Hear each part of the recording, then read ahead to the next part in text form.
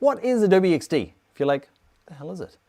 It is prototyping software. It is a way to make a website or an app, okay, design it very quickly, okay. It doesn't fully make the app or website, okay. It's just a way of using a design tool, doing super duper quickly, and the best thing about it is quick to make, but it's also really quick to iterate.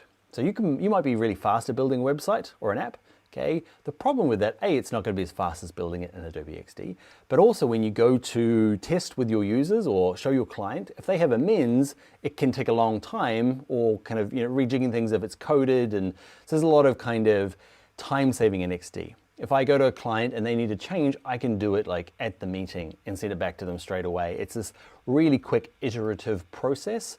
It's kind of like, it's just a really simple way of designing websites. You can get it to look like a fully working website very quickly, and it feels interactive, but it's just super quick, and you can make changes really quick, very iterative.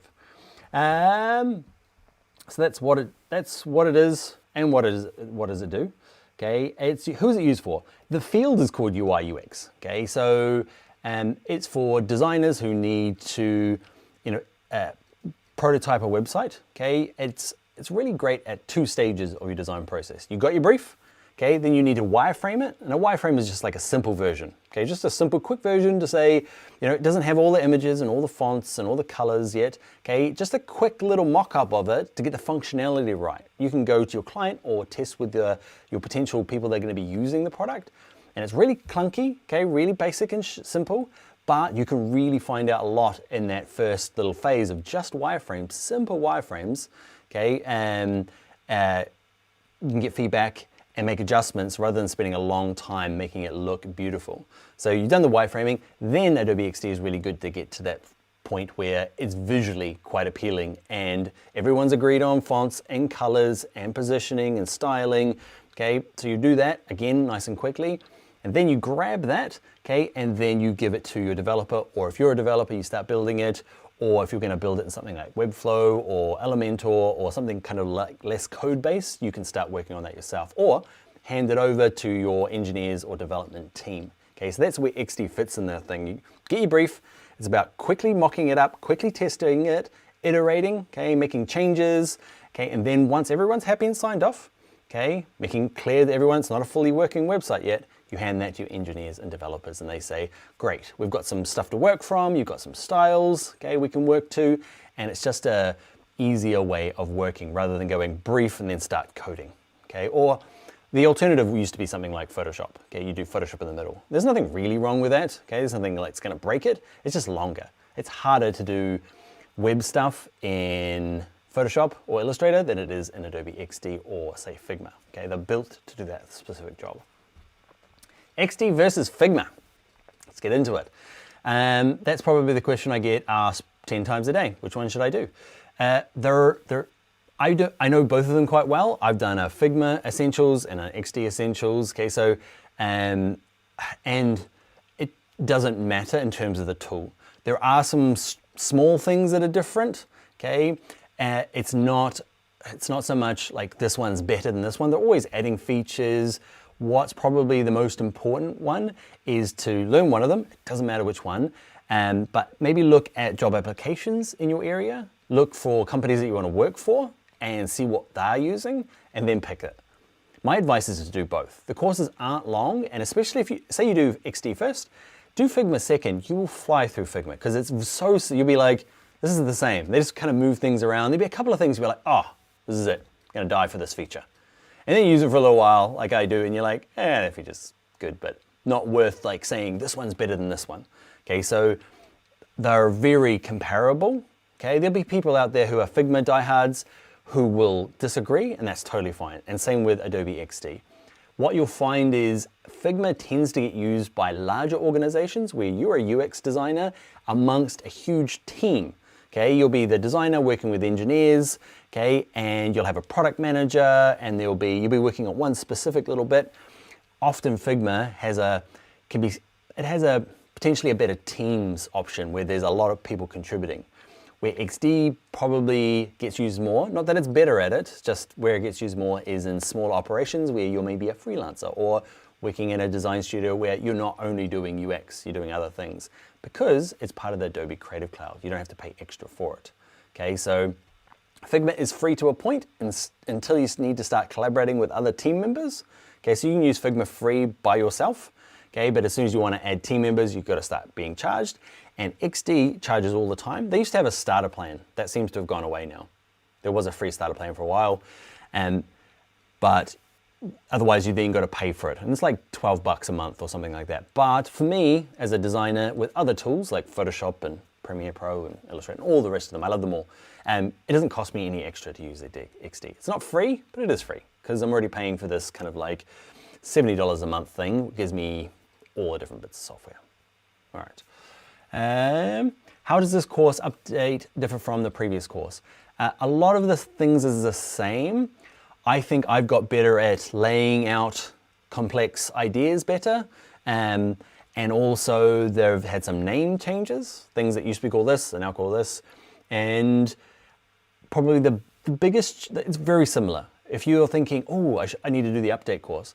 If you're competent in XD, probably not for you. Maybe skim through it. Okay, if you're already a subscriber, bring your laptop, go check it out. If you're already paid on Udemy, you don't have to pay again. Skillshare, if you've got a license there, you don't have to do anything there.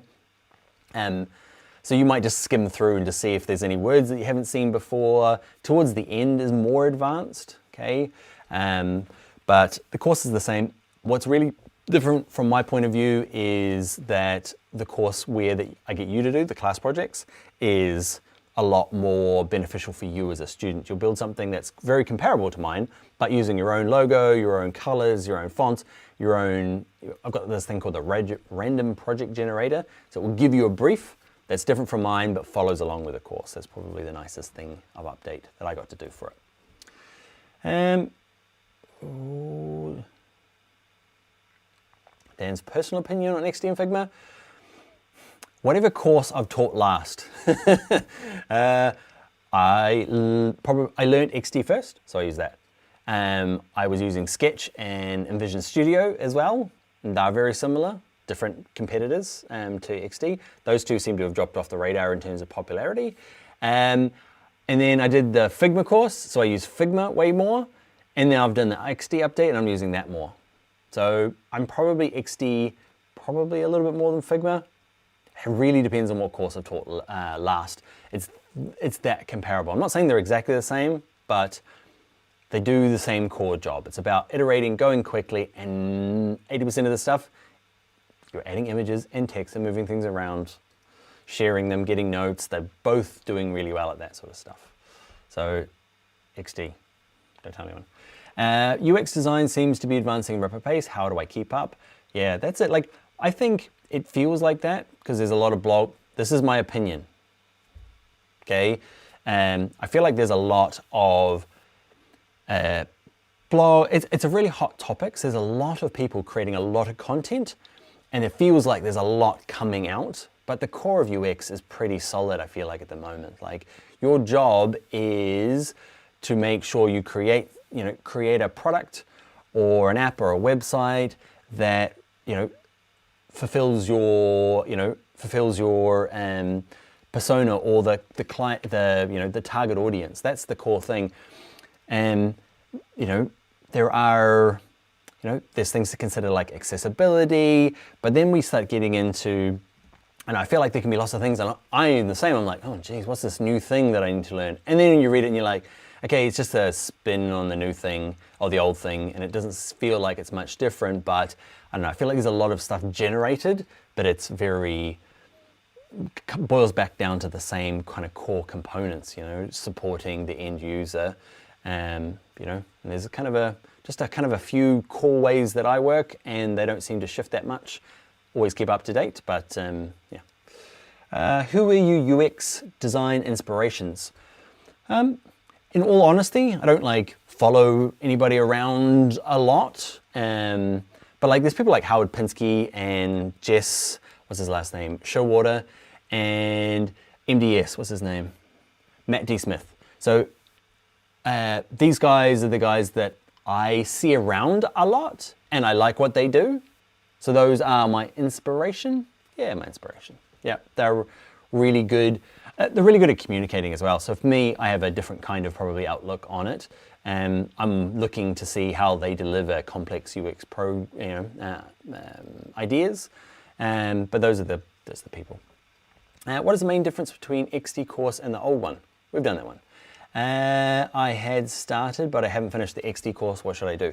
So it depends on how far you got through the other XD course. So if you've started the old XD course, and my advice is to do the new one regardless. It's better, it's more up to date, it's way better for you as a student. It sucks if you've got part of the way through the course, but think you might be able to jog through that first bit of the course really fast. If you get really, if there's something really problematic, go to Bring Your Laptop, our contact us page, and drop us a line, okay? And we might be able to sort something out for you to kind of help you watch the old course, but don't watch the old course. The new course is better. But if you're 99% of the way through, maybe do that one, and maybe drop us a line from the contact us. But because you don't get sort of the old course, sweet T-shirt. The class projects aren't as good.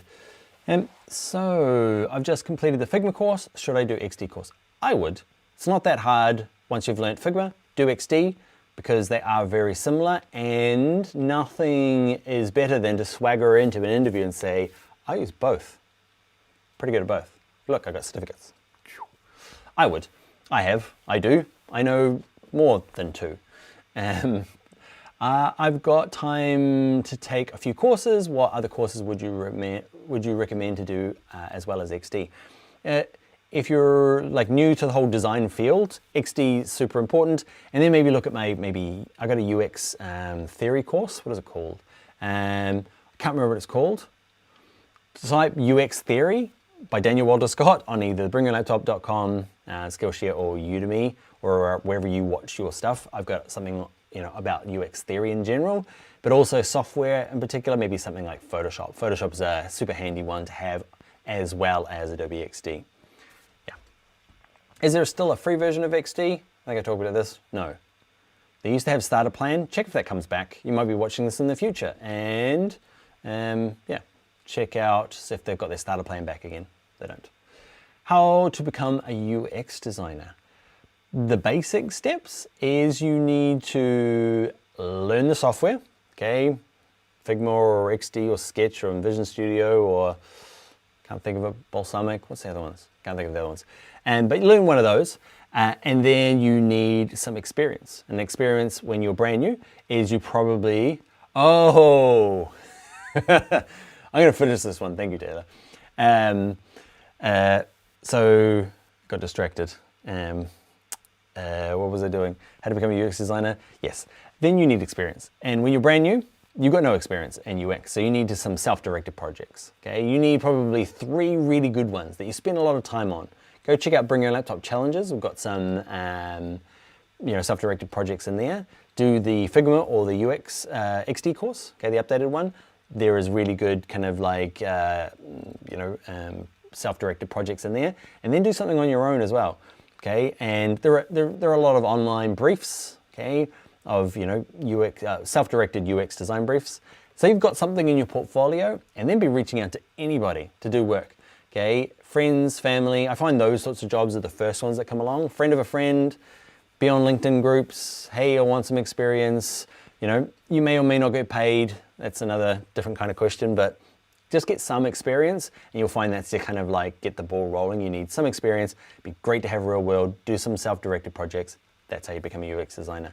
And then, once you've done your kind of 3 self-directed projects, then you're a kind of like just a junior UX designer. Then it's about experience and getting a job. How to become a UX designer is the name of the course. Taylor wrote it up there. I thought it was a question. So look for how to become a UX designer. And that was a course. So let's jump into some student questions. Will the certificate be available on Udemy for Udemy users as well?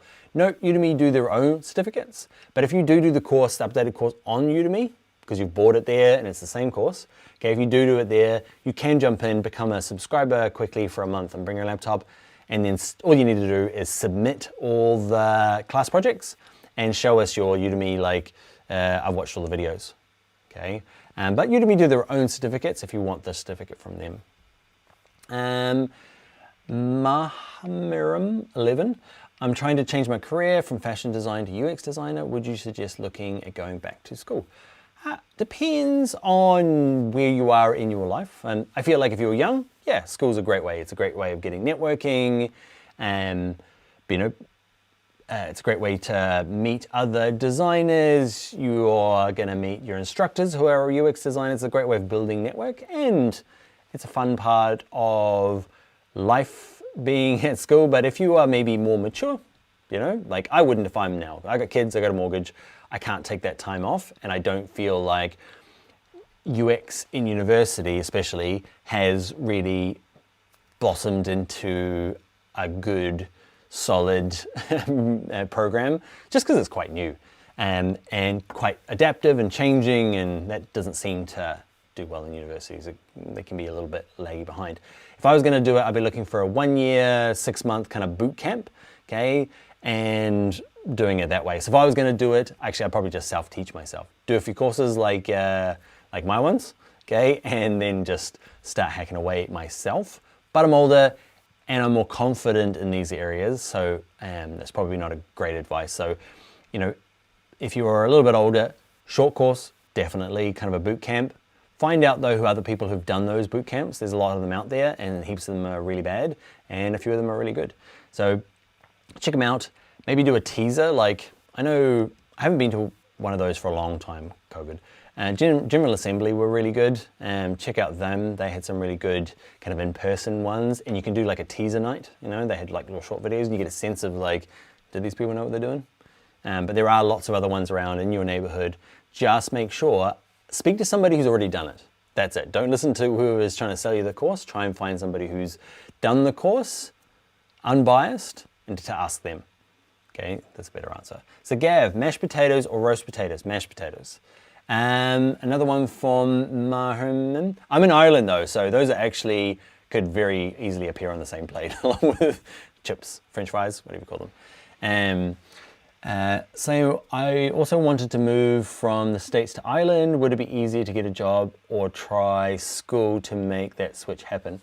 I don't know. I want to move from the States to Ireland. Would it be easier to get a job or try school to make that switch happen? Depends if you're talking about immigration. I'm sure it's easier to get into use university to change. But in terms of getting a job over here, I don't know. I don't know enough about the Irish UX scene. I end up being kind of online special. I haven't been in Ireland super long, and COVID means I haven't kind of done a whole lot of too much of connecting around, so I can't really help you of how to best do it in Ireland. I know UX is big because lucky thing about Ireland is it's very tech-centric, especially Dublin. Silicon Docks, I used to live and work in there, well, live close enough and work in there, and it's got all the Facebooks and the Googles and eBays and Amazons and all those sorts of things. So it's a great country for looking for work in tech and in UX. Yeah. Hi Dan, will there be advanced XD course soon? If you go, will there be an advanced XD course? Yes. Soon? Not quite yet. My very next course, I go on holiday next Friday for a few weeks. And when I come back, I'm getting into Webflow. It's going to be my first course back. And then after that, I've got a couple XD Advances in there, and I've left room for it, and I basically outlined it, but I'm going to work on Webflow next, because I want this kind of like, do Figma or XD, and then if you don't want to code it, website, or hand it to a developer and do it yourself, if you're a kind of visual person, I want a non-code-based web creation project, and I was tossing up between Elementor and Webflow. I'm going to do Webflow first, and then maybe Elementor. So it gives people a pathway of like, designer, building a website without code, yeah. Gav Judge, can you use XD to make portfolio websites without having to pay for the domains and hosting? No. Adobe XD doesn't actually make websites. It makes things that look like websites. So basically they're just fake websites. They work, but they're very quick. But that's some of the hang-ups of XD is like people want something finished at the end, and really it's just a look and feel for it, so then you can go and make it. So if you hand it to someone else, they know exactly what you want, and if you were going to build it in Webflow, it's really quick to make and then go and design it in Webflow. Webflow's quick, but it's not. It's a bit clunky in terms of like, it's just not hard to do. It's not quick to do things as it is in something like XD. So you still have to go and build it. If you want to have a portfolio site without domain names and hosting, you can design like your portfolio pieces, like Dan's mashed potatoes, okay, website, and then grab that and stick it into something like Behance, which is Adobe's kind of website, and it's free, and that's where you can have your online portfolio. You don't have to have a danielscottdesigner.com and have it hosted there. A Behance profile is totally fine these days. You can go a bit further, and I think it's Adobe Portfolio. You can get a bit fancier, have your own domain name, still very hands-off, as in they make it look great and you don't have to do much, but then you have to pay for it. So, righto, if you've got any other questions, throw them in. I got a few more, I got another 10 minutes to go. So righto, about job applications. What would I do when a junior position requires 3+ years of experience? Apply anyway. It really depends on who's going to accept your job application. If it's going through a giant recruiter, then you're not going to get through. But if it's going to Dan, who needs to hire somebody, that's not going to be high at my list. They're going to throw that in there because they can, because there's more UX designers than design jobs. So just send it anyway. Don't be too worried about like ticking all the boxes. You don't want to lie, but just get it in there, because what they're going to do is look at your portfolio. That's more important to anybody actually who knows UX that's hiring for UX. So, I've hired loads of different agencies and things, and when I'm being hiring, you skip, show me portfolio, and then work backwards. And you're like, oh, that's really good. I like what they've done here. They've explained themselves well. And then I might go and check out other things, previous experience. Okay, but it's not the first thing I look for, previous experience. So send it out anyway. Kioma,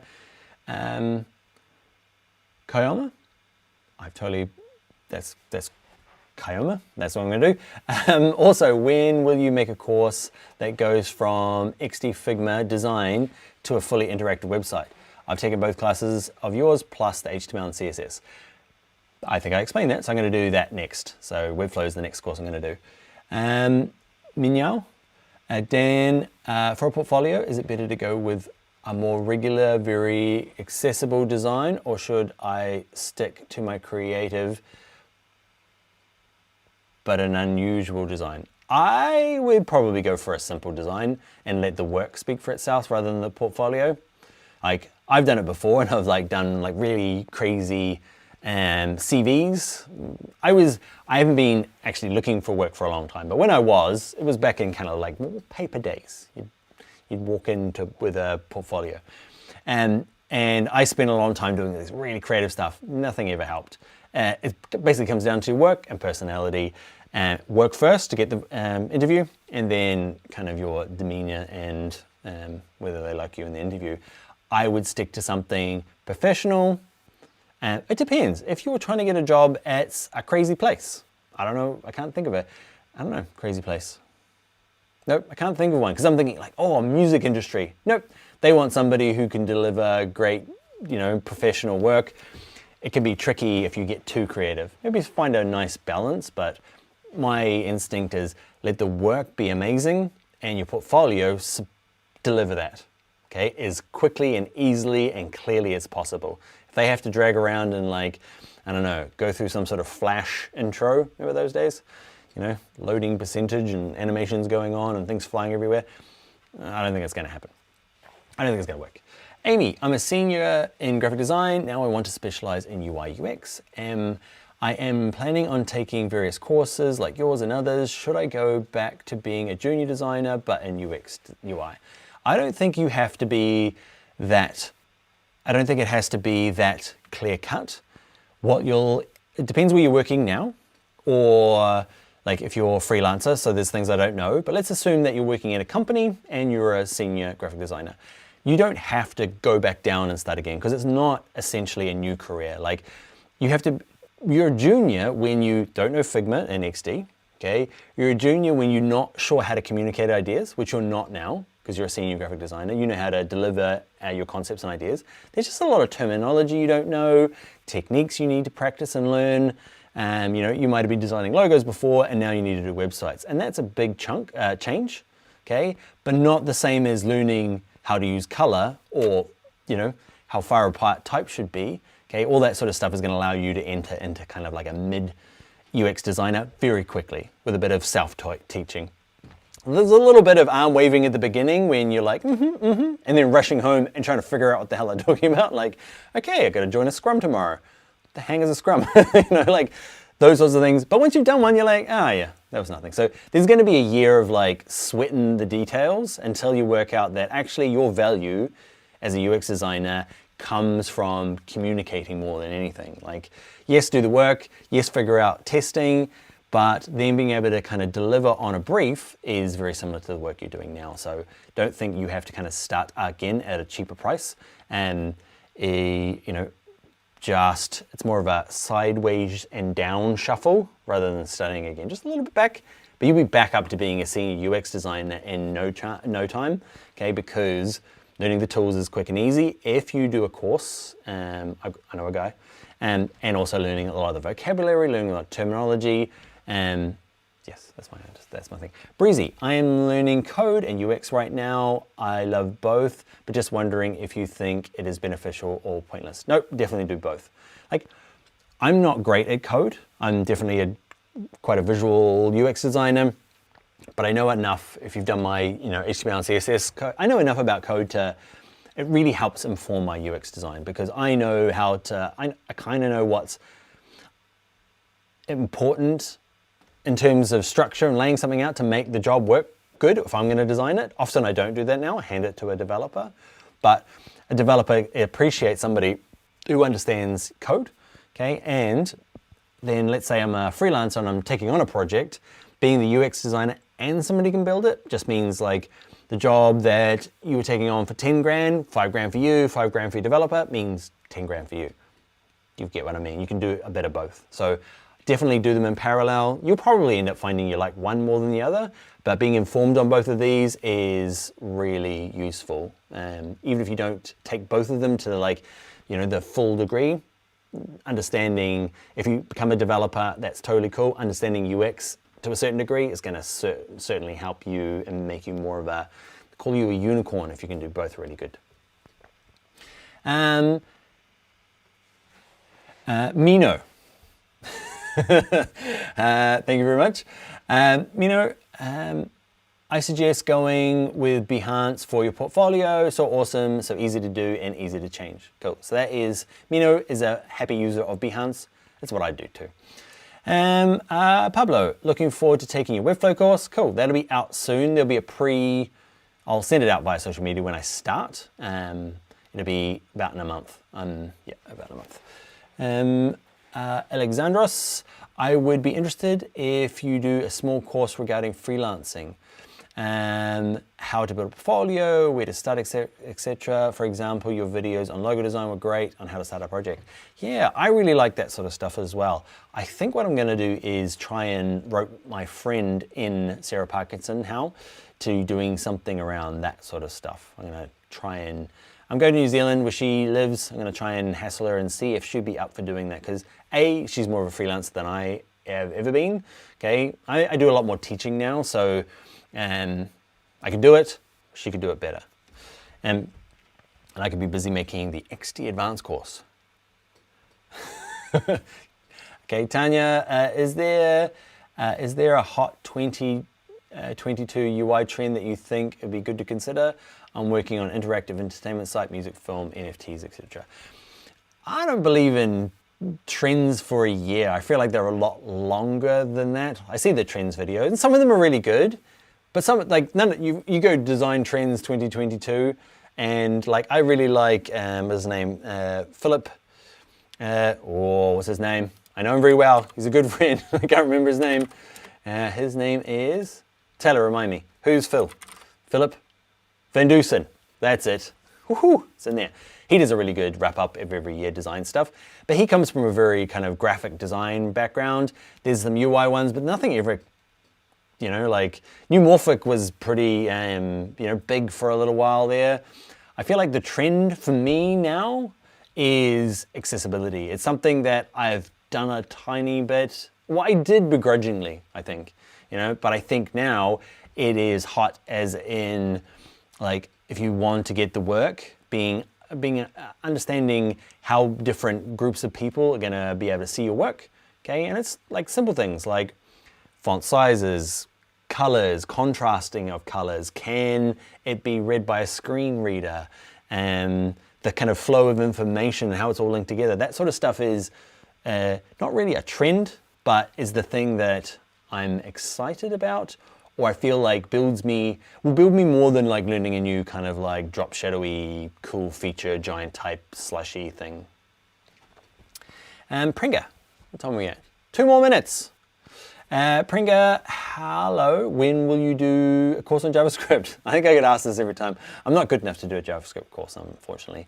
I can do a copy and paste JavaScript course. I am trying to talk my friend developer from Bring Your Laptop, Malcolm Knott, into doing something like that. But yeah, I'd have to learn it enough to teach it. I'm a copy and paster at heart for JavaScript. Hey, Jan Capers, I'm halfway through the old XD course. Should I abandon it and take the new course? I would. It's sucky, I know. But think, brand new course. You didn't even get to the end, okay? I would. You'll be able to skip a lot through some of the videos at the beginning, watch them at double speed, me going, okay? But I would do it again if I was you. Not just trying to sell a new course, but I would. And yeah, that would be my advice. Radu, would digital illustration be a plus for UX or UI? Not really. Kind of. No, yes. Kind of. I feel like I would say it would be pretty low on my list of other things to do, unless you're really interested in digital illustration. Like if you love it, do it. You know, like I really like, you know, some of my other hobbies, you know, are things like Photoshop retouching, and that's really useful for UX, but it didn't give me a job in it. I didn't get to use it very much. But it is one of my key things. So if you enjoy it and you love it, do it, and it's something to add to it, but it's not going to be like your like magic potion to get the job.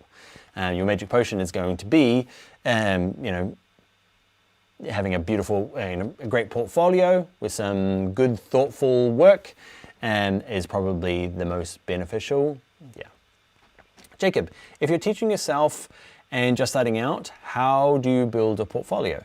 Where do you get ideas for ways to demonstrate your skills?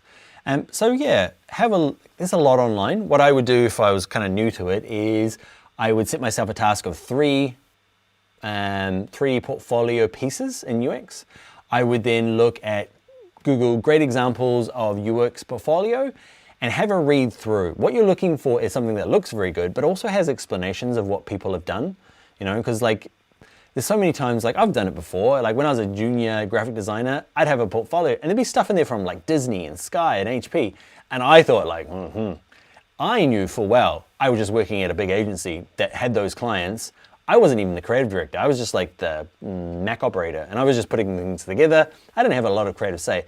So I was putting them in stuff, and you know, for most people hiring, it didn't fool them. They learned that Sky TV or Disney Channel or all those things, they weren't my clients. I was just a part of it. So when I'm hiring people, I'm looking for the portfolio pieces, and I'm looking for like, even if you didn't do everything, I want to see what you did in that role and explained in your portfolio, and explained what you thought at the beginning, what you thought at the end, your takeaways, you know, like what you learned, what you understood, what you thought from the client, what ended up happening, you know. I want to know those things because that gives me a bit more insight into like who you are as a designer, how capable you are, because making pretty stuff, you can follow a tutorial from handsome people from New Zealand, and you can make pretty stuff, okay? But what you want to do is be able to then thoughtfully kind of talk to it. And yeah, don't stress too much about it, but look for other people's portfolios where they have, and you're like,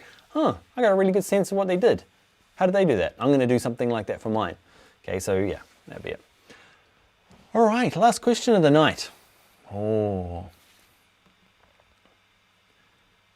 I'm gonna pick the best one.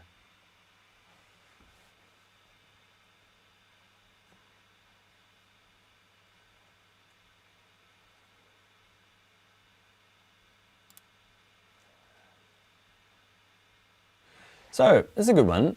Solomon, I'm working as a UI UX as a freelancer for 2 years. When I start in a company, would I start as a junior? Probably. It depends on how hardcore these 2 years have been. Is it just like, have you worked on a couple of jobs? Have you worked on, 20 jobs?